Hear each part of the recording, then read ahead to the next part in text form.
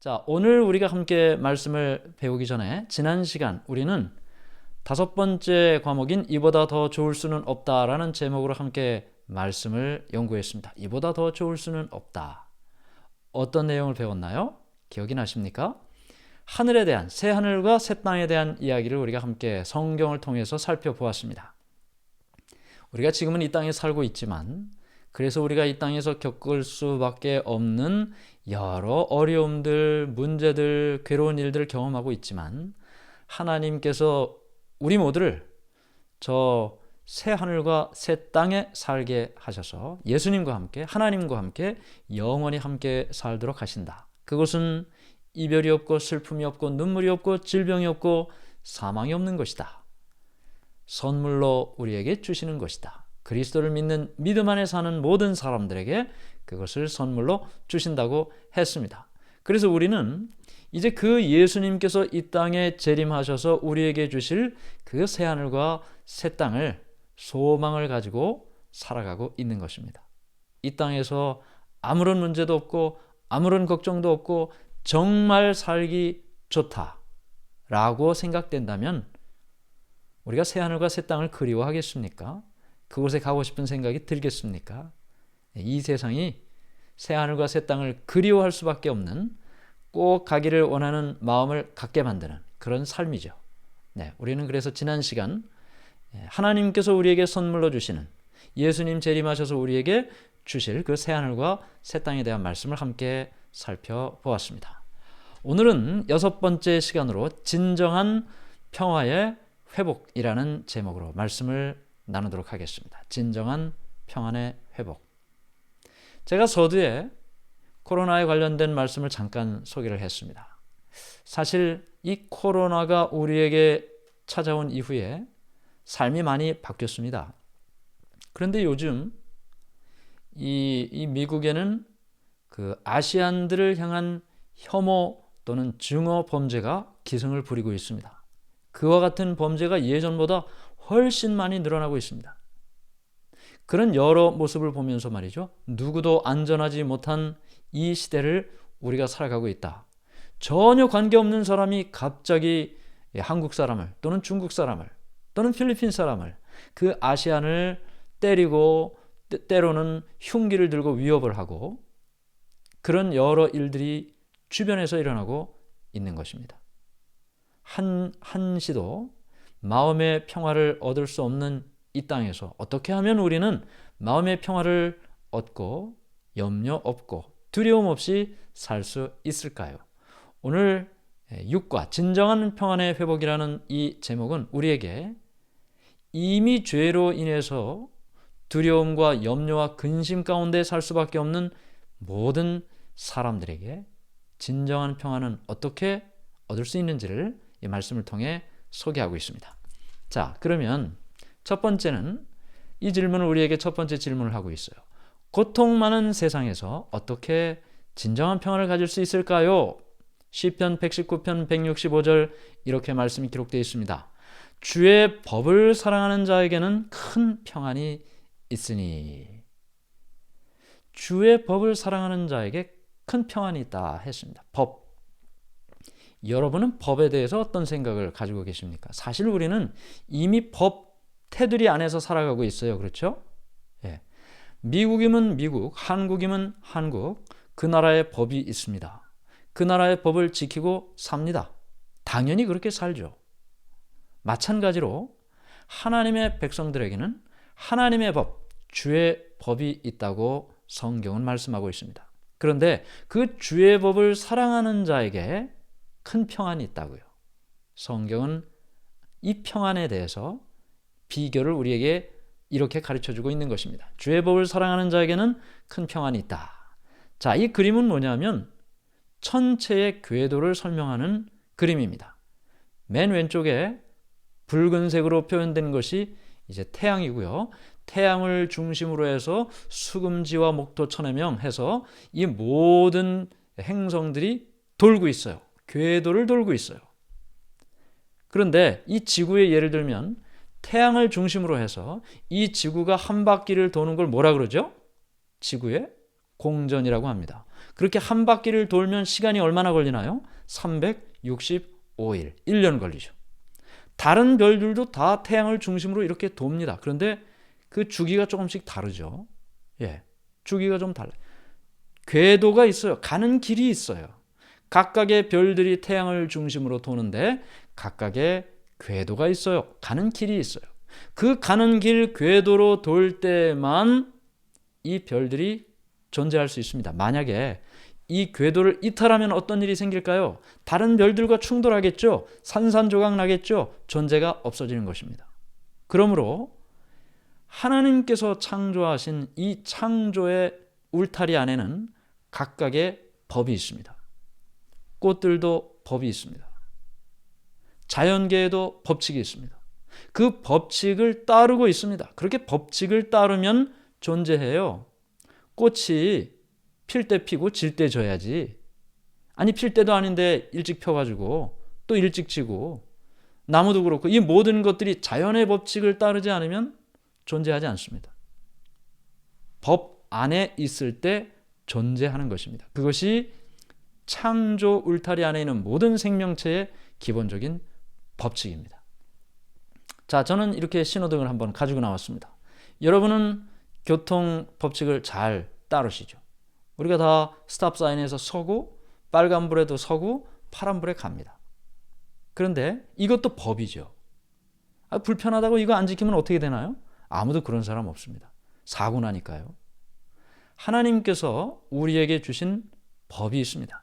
인간 세계에 이 크고 작은 사회에 여러 법칙이 있는 것처럼 천연계의 모든 만물들이 각각의 법칙 안에 살고 있는 것처럼 인간에게도 법을 주셨습니다. 그 법이 사람에게 평안을 주신다고요. 자, 특별히 성경은 지구 역사의 마지막 때를 살아가는 구원받은 백성에 대해서 어떻게 설명하나요? 요한계시록 14장 12절에 성도들의 인내가 여기 있나니 그들은 하나님의 계명과 예수에 대한 믿음을 지키는 자니라. 자, 요한계시록 14장은 하나님께서 이 땅에 사는 인간에게 보내시는 마지막 호소의 초청의 기별입니다. 그런데 거기에 그 마지막 시대를 살아가는 사람들에게 이렇게 말씀하셨어요. 그 성도들의 인내가 여기 있는데 그들은 하나님의 계명과 예수에 대한 믿음을 지키는 자다. 그러므로 예수님을 믿는 것뿐만 아니라 하나님의 계명도 이 마지막 때를 살아가는 진실하고 정직한 하나님의 백성들에게 특징적으로 나타나는 일이라고 했습니다. 여기 이사야 57장 21절에는 내 하나님의 말씀에 악인에게는 평강이 없다. 하나님의 말씀을 따르지 않는 자에게는 평강이 없고 하나님의 말씀을 따르는 자에게 평강이 있다라는 말씀이 되겠죠. 자, 이렇게 하나님의 법, 또 다른 말씀으로는 계명이 하나님의 백성의 특징으로 나타나고 있습니다. 자, 그러면 성경의 하나님의 계명 또는 하나님의 법으로 설명된 말씀이 있는데 그것이 바로 십계명이라는 것입니다. 십계명. 출애굽기 20장에 기록되어 있어요.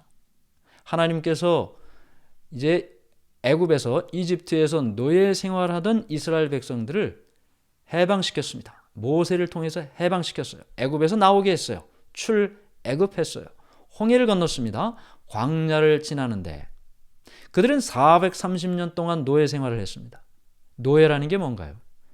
해 뜨기 전에 나가서 일하다가 그 다음에 해 지고 나면 들어와서 쓰러지듯 자고 다음날 아침에도 또 나가서 그렇게 일하고 그렇게 또 자고 매일의 삶이 자신의 의지와 관계없이 그렇게 살아가는 것을 노예라고 합니다. 근데 그들이 그렇게 살았어요. 하나님의 말씀 다 잊어버렸습니다. 물론 그 전에 하나님의 말씀대로 살았습니다. 그러나 노예 생활 430년 보내면서 그들은 다 잊어버렸습니다. 어떻게 하나님을 믿고 사는지 다 잊어버렸습니다. 조상 때부터 이 자녀들에게 가르쳐 줘야 되잖아요. 그래야 그것이 후대들에게 전수가 되죠. 그렇게 하질 못했어요. 몇 대가 지나면서 후대는 다 잊어버렸습니다. 그래서 하나님께서 이제 광야로 나온 하나님의 백성 이스라엘 백성들에게 하나님을 믿고 사는 일을 위하여 주신 법이 바로 십계명입니다. 돌판에 이 모세를 통해서 주셨는데 이제 이 10가지를 잠깐 간단하게 좀 살펴보겠습니다. 첫 번째 계명은 너는 나 외에는 다른 신들을 내게 두지 말라.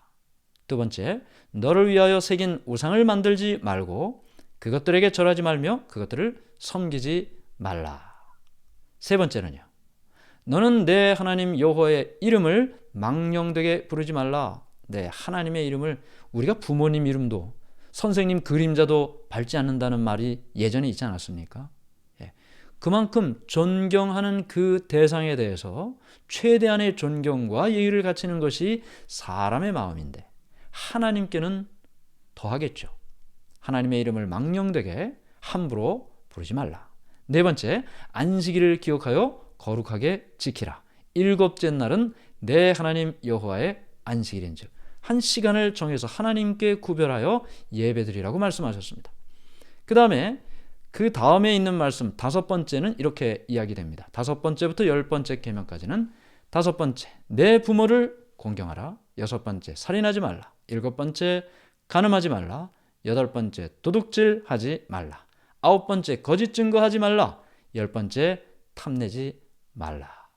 이것을 돌판에 하나님께서 직접 손가락으로 쓰셔서 그리고 모세에게 주셨습니다. 시내산에서.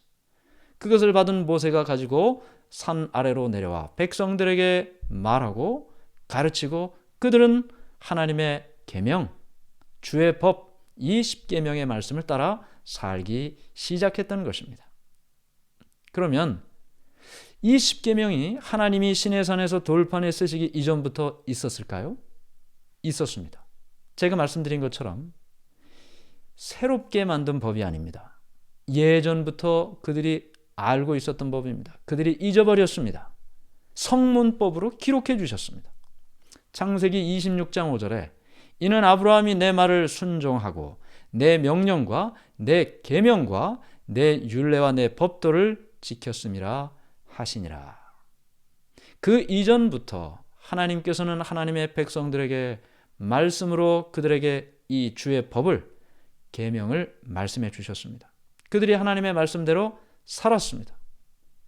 말씀드린 것처럼 애굽의 노예 생활을 하는 동안 그것을 다 잃어버렸기 때문에 하나님께서 광야에 나온 그들에게 이 돌판에 십계명을 기록하여 주셨다는 것입니다.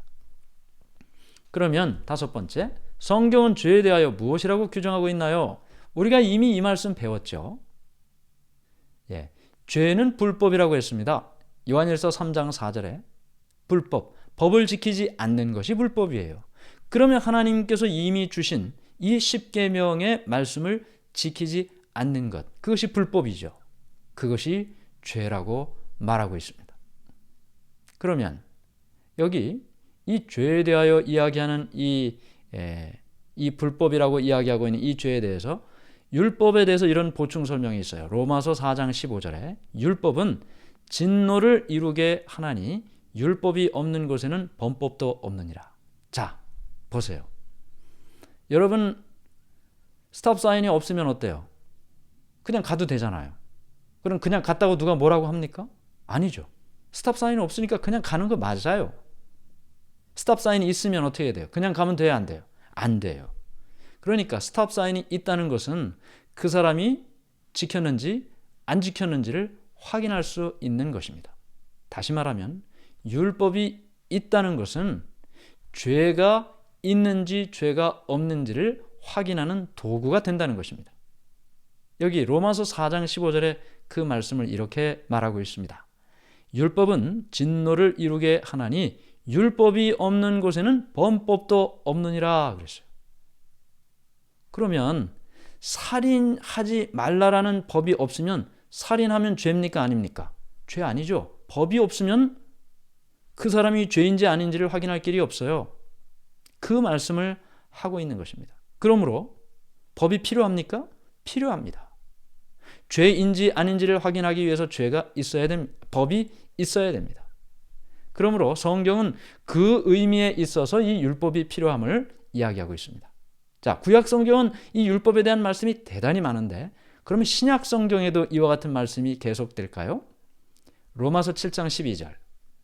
이로 보건대 율법은 거룩하고 계명도 거룩하고 의로우며 선하도다.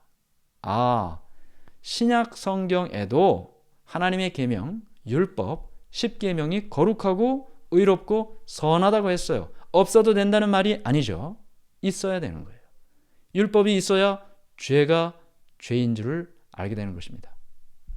그러면 구약과 신약 성경에서 이렇게 모두 율법이 인간에게 필요하다는 사실을 이야기하고 있는데, 오늘날 우리가 하나님의 말씀대로 사는 것, 조금 더 구체적으로 얘기하면 하나님께서 인간에게 계명으로 주신, 율법으로 주신 십계명을 지키고 사는 일이 인간에게 어떤 의미가 있는가? 여러분은 어떻습니까? 자, 십계명은 하나님의 백성에게 짐으로 주어졌나요? 요한일서 5장 3절. 하나님을 사랑하는 것은 이것이니 우리가 그의 계명들을 지키는 것이라. 그의 계명들은 무거운 것이 아니로다. 자, 여기 무거운 것이 아니라는 말을 생각하기 전에 앞에를 먼저 봐야 돼요. 맨 처음에 하나님을 사랑하는 것은 이것이니, 이 하나님의 말씀대로 사는 것이 어떤 때는 무겁고 어떤 때는 안 무거워요. 어떤 때 무겁고 어떤 때는 안 무거워집니까? 여기 앞에서 설명을 했죠. 하나님의 말씀대로 살아가는 일이, 하나님을 사랑하고 살면 하나님 말씀대로 살아가는 아무런 어려움이 없습니다. 무겁지 않습니다. 그런데 하나님과의 사랑의 관계가 뿌예요. 선명하지 않아요. 사랑하는 건가? 사랑하시는 건가? 이게 이렇게 뿌여면 하나님 말씀대로 사는 일이 무거워요. 힘들어요. 그래서 성경은 하나님을 사랑하는 것이 이것이니 그의 계명들을 지키는 것이라. 여러분, 우리가 정말 사랑하는 관계가 되면 하는 일이 어렵지 않습니다. 만약에 아내가 남편을 사랑하지 않는데 밥을 해줘야 돼요. 밥을 해줘야 돼요. 그러면 사랑하지도 않는 남편을 위해서 밥하는 일이 얼마나 힘들겠습니까? 돈을 받는 것도 아닌데 말이죠. 얼마나 힘들겠어요. 그러나 사랑의 관계가 있기 때문에 평생을 밥을 해줘도 그 힘들게 이야기하지 않는 것입니다. 보수를 요구하지 않는 것입니다. 왜요? 사랑의 관계이기 때문에. 그러므로 십계명, 하나님의 율법은, 하나님의 계명은 하나님과의 사랑의 관계의 표현이고, 하나님과 사랑의 관계가 확실하면 그것은 힘든 일이 아니라는 것입니다. 자, 그러면 이 십계명은 하나님을 믿는 사람들을 어떻게 인도하나요? 그랬어요. 로마서 7장 7절. 그런즉 우리가 무슨 말을 하리요? 율법이 죄냐? 그럴 수 없느니라. 율법으로 말미암지 않고는 내가 죄를 알지 못하였으니 곧 율법이 탐내지 말라 하지 아니하였더라면 내가 탐심을 알지 못하였으리라. 자, 여기 제가 그림을 하나 가지고 나왔죠. 이 그림이 보면 울타리가 이렇게 있습니다. 자, 그러면 저 울타리 안에 지금 소가 있거든요. 저 울타리가 소를 막고 있는 겁니까? 아니면 저 울타리가 소를 보호하고 있는 겁니까? 보호하고 있는 거죠. 울타리는 소를 보호하고 있는 것입니다. 하나님의 율법은 우리를 죄로부터 보호하는 것입니다. 부모님의 말씀대로 살면 손해보는 일이 있겠습니까? 보호하는 거예요, 자녀들을. 하나님의 자녀들을 하나님의 율법을 통해 하나님께서 보호하시는 것입니다. 왜냐하면 울타리가 없으면 어디까지 갈지 몰라요. 무슨 일을 할지 몰라요. 보호하는 것입니다. 그래서 자, 9번째는 이 질문이 나왔어요. 십계명은 폐지되었나요? 왜 이 질문이 나오냐면 성경, 특별히 신약 성경을 보면 약간 혼란스러운 그런 말씀들이 있습니다. 오늘 그 부분을 제가 명확하게 좀 소개를 해드리려고 하는데요. 여러분들이 이 부분에 대해서 잘 이해하시면 아주 분명하게 정리를 하실 수 있을 겁니다. 십계명이 폐지됐나요? 로마서 3장 31절. 그런즉 우리가 믿음으로 말미암아 율법을 파기하느냐? 그럴 수 없느니라. 도리어 율법을 굳게 세우느니라. 어떤 사람들은 그런 생각을 해요. 이제 예수님께서 십자가 달려 돌아가셨습니다. 이제 우리가 예수님을 믿음으로 구원을 받습니다. 이스라엘 백성들, 유대인들은 율법 지키려고, 율법 지켜서 구원받으려고 했는데 아닙니다. 예수님을 믿음으로 구원을 받습니다. 이제 유대인들이 했던 그런 율법 우리에겐 필요 없습니다. 예수님을 믿기만 하면 됩니다. 이런 얘기 아마 한 번쯤 들어보셨을 것입니다. 오늘 그 말씀을 성경을 통해 조금 더 구체적으로 생각을 해보려고 하는 것입니다. 우선 바울이 로마서에서 이야기를 했어요. 율법을 파기하느냐? 예수님께서 십자가 달려 돌아가셨고 우리가 예수님을 믿음으로 이 율법 그러면 이제 더 이상 필요 없냐? 파기하느냐? 그럴 수 없다고 했습니다. 도리어 율법을 굳게 세운다고 했습니다. 적어도 사도 바울은 율법을 파기하지 않는다고 했습니다. 율법을 도리어 굳게 세운다 그랬어요. 자, 이 질문에 대해서 또 이렇게 이야기합니다. 이번에는 예수님이에요. 예수님께서 언젠가 십계명이 폐지될 것이라고 혹시 말씀하셨나요? 마태복음 5장 17절 18절 내가 율법이나 선지자를 폐하러 온 줄로 생각하지 말라. 폐하러 온 것이 아니요 완전하게 하려 함이라. 진실로 너희에게 이르노니 천지가 없어지기 전에는 율법의 1.1획도 결코 없어지지 아니하고 다 이루리라. 자, 바울은 율법을 굳게 세운다고 이미 얘기를 했고 예수님께서는 뭐라고 말씀하셨어요? 폐하러 온 것이 아니고 완전하게 하려 왔다. 폐하러 온 것이 아니고 완전하게 하려 왔다. 우리는 신약 성경 시대의 종교적인 배경을 먼저 이해할 필요가 있습니다. 예수님께서 오셨을 때 바울이 살았던 그 시대는 유대인들이, 이스라엘 사람들이 어떤 생각을 가지고 있었냐면 율법을 지켜야 구원을 받는다고 생각을 하고 있을 때예요. 그때 예수님께서 오셨어요. 율법을 폐하러 온 것이 아니고 어떻게 해요? 잘못 알고 있는 율법에 대한 생각을 완전하게 가르쳐주기 위하여 오셨다는 것입니다. 그러므로 율법을 버리는 것이 아니고 더 분명하게 설명을 하시기 위해 오셨다는 것이죠. 여기 마지막에 보면 율법의 1.1획도 없어지지 않고 다 이룬다 그랬어요. 1.1획이라는 말이 왜 나오냐 하면 신약 성경은 헬라어, 그리스어로 기록됐습니다.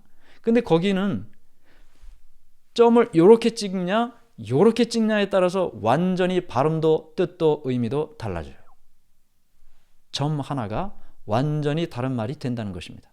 그러므로 율법의 1.1획도 없어지지 않고 다 이룬다는 이 예수님의 말씀은 율법이 결코 없어지지 않는다는, 오히려 더 분명하게 설명된다는 말씀을 하고 있는 것입니다.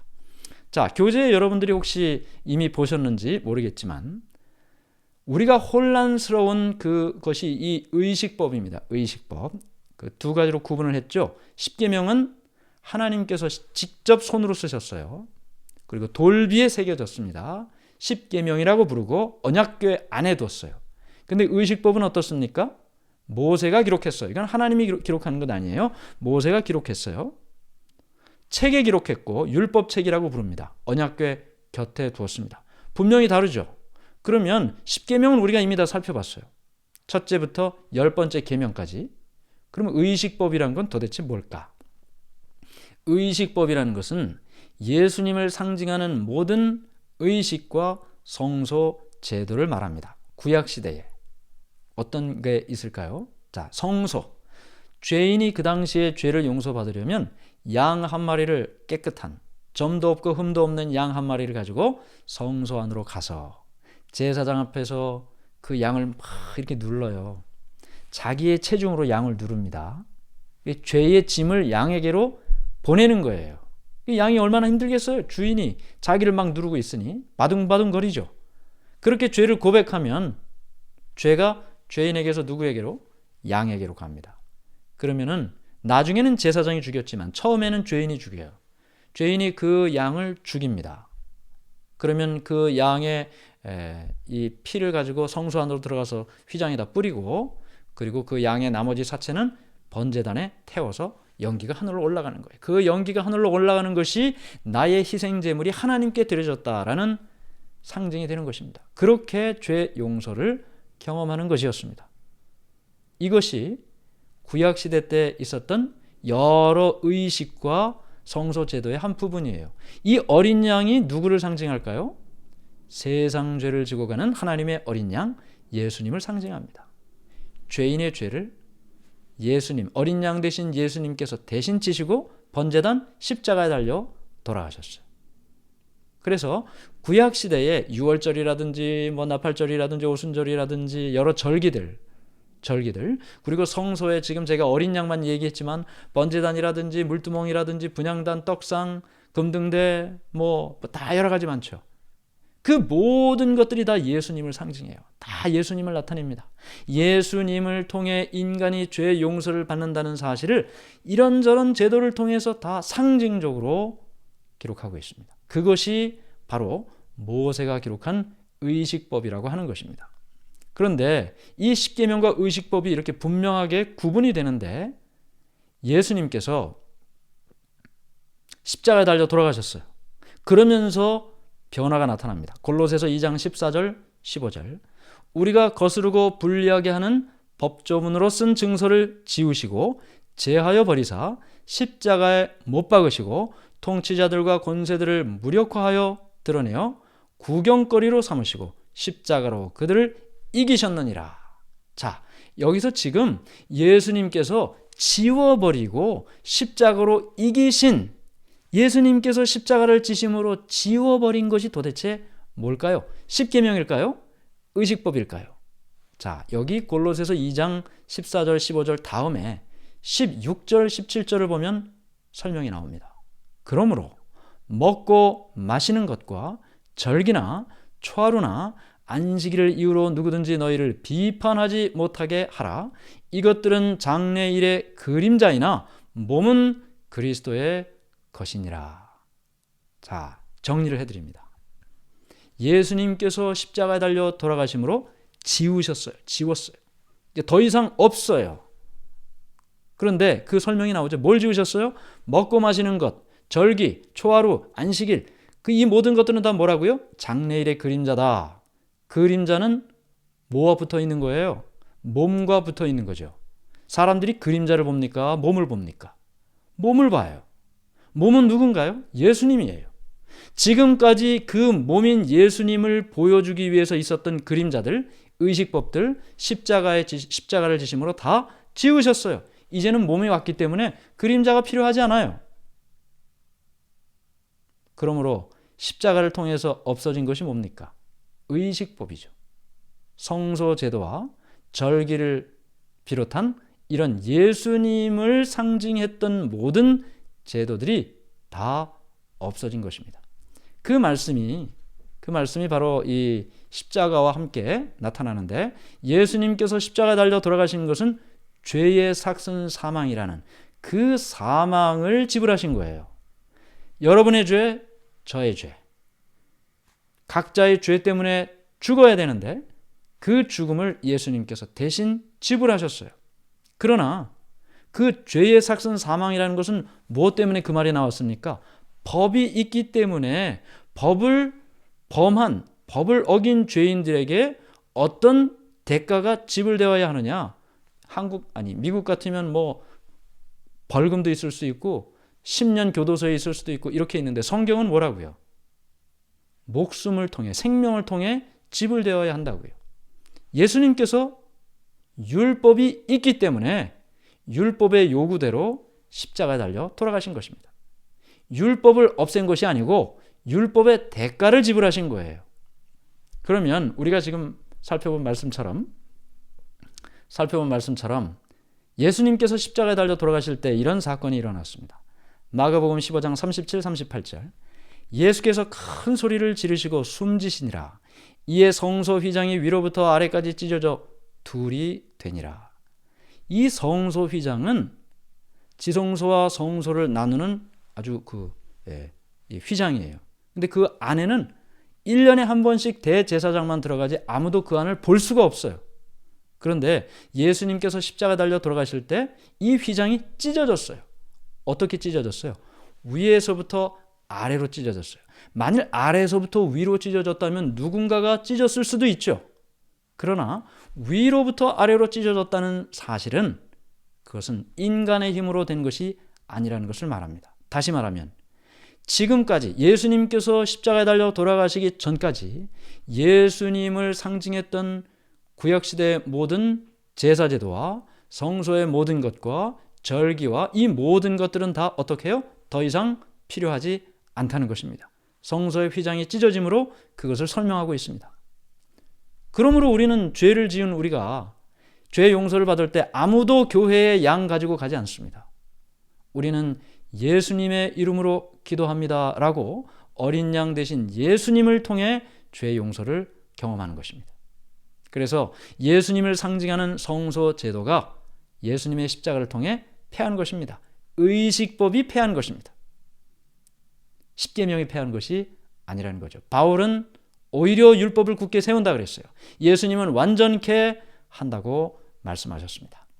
자, 그러면 새 언약 안에서도 십계명은 여전히 유효한가요? 자, 새 언약이라는 말이 나왔는데 이 새 언약이라는 말을 설명하려면 사실은 좀 깁니다. 그러나 간단하게 이 내용과 함께 우리가 이해를 하도록 하겠습니다. 히브리서 8장 10절. 또 주께서 이르시되 그날 후에 내가 이스라엘 집과 맺을 언약은 이것이니 내 법을 그들의 생각에 두고 그들의 마음에 이것을 기록하리라. 나는 그들에게 하나님이 되고 그들은 내게 백성이 되리라. 자, 나는 그들에게 하나님이 되고 이거 제가 지난번에 한번 설명했죠. 나는 그들에게 하나님이 되고 그들은 내 백성이 되리라. 너는 나의 아들이고 딸이고 내 백성이고 나는 너의 하나님이다. 이것은 하나님께서 하나님의 백성과 언약을 맺으실 때 이 말씀이 항상 나옵니다. 제가 신학교를 다닐 때 이 내용으로 논문을 썼습니다. 대학을 졸업할 때 언약이라는 말이 베리트라는 언약이라는 단어가 나오지 않아요. 그런데도 언약의 관용구라고 합니다. 나는 그들에게 하나님이 되고 나는 그들은 내게 백성이 되리라. 이 말이 나오면 하나님께서 언약을 맺으시는 거예요. 그런데 자 보세요. 그 법을 하나님의 법을 그들의 생각에 두고 그들의 마음에 이것을 기록한다 그랬어요. 그 말은 뭡니까? 돌판이 안 보여도 그 돌판에 기록된 하나님의 법이 어디예요? 인간의 마음속에, 특별히 예수 그리스도를 개인의 구주로 영접한 모든 그리스도인들에게, 하나님을 믿는 사람들에게 바울의 표현처럼 율법을 굳게 세우느니라 예수님의 표현처럼 완전케 한다 라는 말씀처럼 우리의 마음속에 새기고 영원히 간직하고 그 말씀을 따라 사는 것입니다. 자, 여기 중요한 말씀을 좀 드리려고 하는데요. 하나님은 사랑이라고 했습니다. 우리가 이 말씀 계속 반복하고 있어요. 하나님은 사랑이에요. 율법은 하나님의 사랑의 표현이에요. 이것을 주실 때는 반대로 우리도 하나님을 사랑한다는 표현은 이 하나님께서 말씀하시는 말씀을 따라 사는 것이 내가 하나님을 사랑한다는 표현이 되는 거예요. 하나님께서 왜 아담과 하와에게 선악을 알게 하는 나무의 열매를 주셨습니까? 우리가 이미 배웠죠. 그것은 하나님과 인간의 그 사랑의 관계를 확인하는 거예요. 역시 율법도 마찬가지라고 설명하고 있습니다. 하나님은 사랑이고 율법은 이 하나님의 사랑의 표현이에요. 순종은 우리가 하나님을 사랑하는 사랑의 표현이에요. 그러면 바울이 이렇게 얘기를 했습니다. 보세요. 율법과 사랑의 관계를 이렇게 얘기했어요. 사랑은 이웃에게 악을 행하지 아니하나니 그러므로 사랑은 율법의 완성이니라. 사랑은 율법의 완성이니라. 사도 바울이 말이죠. 참 훌륭한 분입니다. 사도 바울이 대단한 신학자입니다. 신약 성경 절반 이상을 기록했어요. 많은 초대교회 교회들이 다 사도 바울이 개척한 교회예요. 이방인들 대부분이 다 사도 바울에 의해서 전도받고 그리스도인 된 사람들이에요. 그가 성경을 말이죠. 성경을 물에 탁탁 적셔가지고 확 짜니까 한 방울이 뚝 떨어지는데 그게 뭐예요? 사랑이라는 거예요. 하나님은 사랑. 그 말을 지금 하고 있는데 사랑은 뭐의 완성이라고요? 율법의 완성이다. 근데 여기 완성이라는 말이 텔로스라는 헬라어로 기록됐습니다. 그러면 사랑하면 율법 안 지켜도 되는 겁니까? 율법의 완성이 사랑이니까 나 사랑하면 뭐 율법 안 지켜도 되겠나요? 많은 분들이 그렇게 이해하시는 분들도 있어요. 율법은 저 유대인들한테 준 거고 율법 지키면서 구원받는 것도 아니고 나는 그냥 예수님께서 우리에게 주신 대로 사랑만 하면 된다. 그런데 여기 완성이라는 말이 텔로스라는 단어라 그랬죠. 목표라는 뜻이 있어요. 사랑은 율법의 목표다. 결국은 이 율법이 뭐라는 겁니까? 사랑의 표현이라는 거예요. 율법 다 적셔가지고 딱 짜면 하나 딱 떨어지는데 그게 사랑이라고 지금 바울이 이야기를 하고 있어요. 그러면 예수님은 뭐라고 말씀하셨을까요? 보죠. 예수께서 가라사대 내 마음을 다하고 목숨을 다하고 뜻을 다하여 주 너의 하나님을 뭐 하라고요? 사랑하라 하셨으니 이것이 크고 첫째 되는 계명이요 둘째는 그와 같으니 내 이웃을 내 몸과 같이 어떻게 하라고요? 사랑하라 하셨으니 이 두 계명이 온 율법과 선지자의 강령이니라. 바울은 성경을 탁 짜니까 사랑이 하나 뚝 떨어진다 그랬어요. 그게 핵심이고 요약이라고. 근데 예수님께서는 지금 이 하나님의 말씀, 특별히 율법을 두 가지 사랑으로, 바울은 하나 사랑으로 얘기했는데 예수님은 사랑은 사랑인데 두 종류의 사랑으로 더 확대해서 말씀하셨어요. 첫 번째는 하나님에 대한 사랑, 두 번째는 이웃에 대한 사랑. 하늘에 계신 하나님을 사랑하고 이 땅에 있는 사람, 인간을 사랑하라는 것입니다. 이것이 율법의 핵심이라는 거예요. 율법의 핵심이다. 자, 그러면 사랑 지금 말씀하지 않았습니까? 바울은 이 모든 율법이 목표가 사랑이라 그랬고 예수님께서는 그 사랑을 조금 더 구체적으로 하나님 사랑, 이웃 사랑으로 말씀하셨어요. 그럼 이제 10계명을 한번 좀 살펴보겠습니다. 10계명. 이미 우리가 다 살펴봤어요. 자, 첫 번째, 두 번째, 세 번째, 네 번째까지는 뭐냐면 하나님께 대한 말씀입니다. 내가 만일 하나님을 사랑하면 어떻게 하라고요? 첫 번째, 다른 신들 두지 말라. 하나님만 섬기라는 거죠. 내가 만일 하나님을 사랑하면 너를 위해 새긴 우상을 만들지 말고 절하지 말아라. 내가 만일 하나님을 사랑하면 하나님 여호와의 이름을 망령되이 일컫지 말아라. 내가 만일 하나님을 사랑하면 안식일을 기억하여 거룩히 지키라. 다 뭡니까? 하나님 사랑의 구체적인 표현입니다. 예수님께서 말씀하신 것처럼 주 너의 하나님을 사랑하라. 어떻게 해요? 첫 번째부터 네 번째 계명까지 말씀하셨어요. 이미 출애굽기에 말씀하셨어요. 자, 그 다음에 다섯 번째부터는 이제 여러분들이 너무나 똑똑하시고 지혜로우시기 때문에 다 답을 아시죠? 다섯 번째부터 열 번째까지는 어떤 사랑입니까? 이웃에 대한 사랑이에요. 부모를 공경하라, 살인하지 말라, 간음하지 말라, 도둑질하지 말라, 거짓 증거하지 말라, 탐내지 말라. 다 이웃에 대한 사랑이에요. 그러므로 출애굽기 구약 성경에 나타난 10계명이나 신약 성경의 절반 이상을 기록한 바울이나 예수님께서 말씀하신 것이 다 같은 이야기를 하는 거죠. 율법과 사랑은 다른 것이 아닙니다. 우리가 하나님을 사랑하면 하나님의 계명을 지키게 되어 있는 것입니다. 그것이 사랑의 표현입니다. 자, 빨리 가야 되겠어요. 12번째. 어떻게 우리가 10계명 지킬 수 있습니까? 자, 이러면 우리가 하나님을 사랑하면 이제 10계명을 지키는 것이 당연하죠. 성경대로. 갈라디아 2장 20절. 이것도 몇 번 우리가 배웠습니다. 내가 그리스도와 함께 십자가에 못 박혔나니 그런즉 이제는 내가 사는 것이 아니요 오직 내 안에 그리스도께서 사시는 것이라. 유대인들이 이걸 못했어요. 내가 지키려고 했단 말이죠. 빌립보서 2장 13절. 너희 안에서 행하시는 이는 하나님이시니 자기의 기쁘신 뜻을 위하여 너희에게 소원을 두고 행하게 하시나니. 너희 안에서 행하시는 이는 누구라고요? 내가 아니고 하나님이시라고요. 내가 아니고 나를 위하여 십자가에 달려 돌아가신 예수님이라고. 그 예수님이 내 안에 사신다고.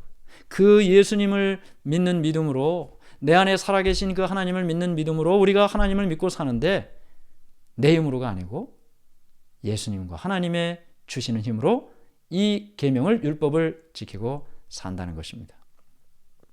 사람이 감당할 시험 밖에는 너희가 당한 것이 없나니 오직 하나님은 미쁘사 너희가 감당하지 못할 시험 당함을 허락하지 아니하시고 시험 당할 즈음에 또한 피할 길을 내사 너희로 능히 감당하게 하시느니라. 감당하게 하신다고 말씀하셨습니다. 자, 계속해서요.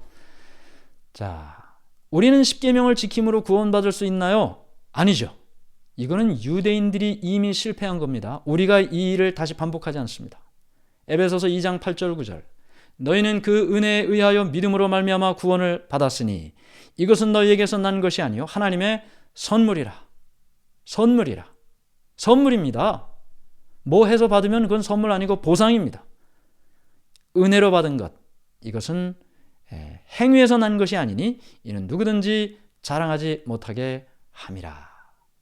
그리스도를 믿는 믿음으로 우리는 하나님께서 거저 주시는 구원을 받게 되는 것입니다. 우리가 율법을 지킴으로 구원을 받는 것이 아닌 것입니다. 우리가 하나님의 율법을 어기면 어떻게 됩니까? 요한일서 2장 1절 나의 자녀들아 내가 이것을 너희에게 쓰면 너희로 죄를 범하지 않게 하려 함이라.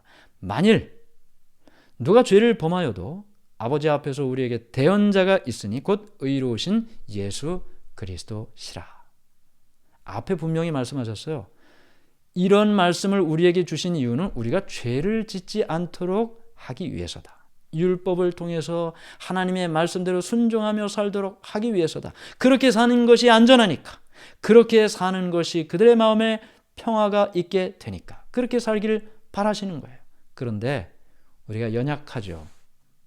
순간순간 실수하고 넘어집니다. 그럼 그때는 어떻게 해야 되나? 사단은 그때 어떻게 하냐면 딱 손가락질하면서 그것 봐. 네가 뭘 믿겠다고? 네가 뭘 순종을 하겠다고? 너는 안 돼. 넌 자격이 없어. 넌 못해. 포기하게 만들어요. 죄책감에 빠지게 만들어요. 그런데 여기 말씀하셨습니다. 만일 누가 죄를 범하여도 아버지 앞에서 우리에게 대언자가 있으니 곧 의로우신 예수 그리스도시라. 의로우신 예수 그리스도께서 우리를 위하여 중보하시고 기도하시면서 우리를 일으켜주시고 우리를 도와주시고 다시 예수님께 나온 그 모든 사람들에게 그리스도의 피로 용서해 주신다는 것입니다. 만일 우리가 우리 죄를 자백하면 그는 믿을만 하시고 의로우사 우리 죄를 사하시며 우리를 모든 불의에서 깨끗하게 하실 것이요. 더러운 흔적이 있어도 다시 주님 앞에 나가 자백하고 회개하면 깨끗하게 해 주신다는 것입니다. 우리가 어떻게 율법을 지킬 수 있습니까? 시편 기자는 이렇게 기록을 했습니다. 나의 하나님이여 내가 주의 뜻 행하기를 즐기오니 주의 법이 나의 심중에 있나이다. 내 마음속에 있어요. 말씀에 기록된 이 주님의 율법이 이제는 이 말씀을 펼쳐서 연구한 내 마음속에 있어요. 그리고 그 마음의 법을 따르며 살기를 원할 때 하나님께서 힘을 주시는 것입니다. 하나님의 율법과 조화롭게 사는 삶의 핵심은 무엇인가? 사랑입니다. 사랑.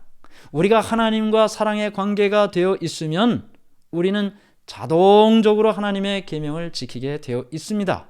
노력하지 않아도 말이죠.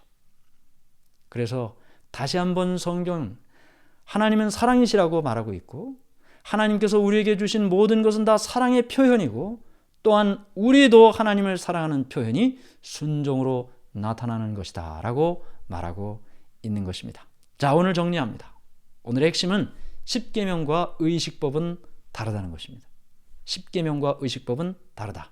예수님의 십자가로 없어진 것은 십계명이 아니고 의식법, 성소제도, 절기들, 예수님을 상징했던 모든 구약시대의 제도들, 그것은 십자가로 없어졌습니다.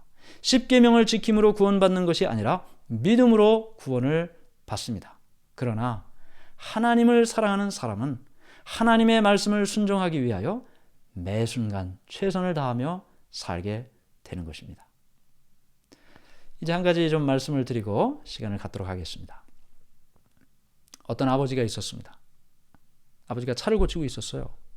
이 차 타이어를 좀 이렇게 교체를 하고 이 차 하부를 좀 만지고 있었는데 타이어는 뺐고 이렇게 누르면 차를 탁 받치고 있는 거 있잖아요. 그걸 받쳐놓고 일을 하고 있었어요. 딸이 있었습니다. 아주 어린 딸이 있었는데 공 가지고 막 놀다가 공이 차 밑으로 들어갔어요. 그런데 공을 꺼내려다가 막 몸을 구부리고 그 안에 팔을 뻗치고 이 딸이 몸을 구부리고 그렇게 하다가 그만 그 탁 받쳐놓은 거를 어떻게 탁 쳐가지고 차가 내려앉게 됐어요. 그 사실을 본 아버지가 차를 붙들었습니다. 이 차가 내려앉으면 어떻게 되는 거예요? 내 사랑하는 딸이 차의 밑에 깔리게 되는 거죠. 있는 힘을 다하여 이 아버지가 차를 들어 올렸습니다. 그리고 소리칩니다. 빨리 나오라고 말이죠. 자, 그러면 여기서 여러분들은 이 아빠에게 이런 이야기를 할 수 있습니다. 아, 그거 무거운데 왜 그렇게 그 차를 그렇게 들고 있어요? 그냥 힘든데 내려놓지. 그러면 그 아빠가 뭐라고 대답할까요? 내려놓을까요? 내려놓을 수 없습니다. 절대 그럴 수 없죠. 왜요? 사랑하는 딸이 있으니까. 그냥 생각하면, 사랑의 관계 아닌 것으로 생각하면 그건 너무나 힘든 일입니다. 절대 하고 싶지 않은 일입니다. 그러나 사랑의 관계로 생각하면 그것은 하기 싫은 일이 아니고 무조건 할 수밖에 없는 일이에요. 해야 되는 일이에요. 사랑하기 때문에. 하나님의 법을 순종하는 일은 이런 의미인 것입니다. 오늘 우리의 마음속에 하나님께서 주신 십계명, 율법, 이 모든 의미들을 잘 생각하고 또 살아가는 우리 모두가 되기를 간절히 바랍니다.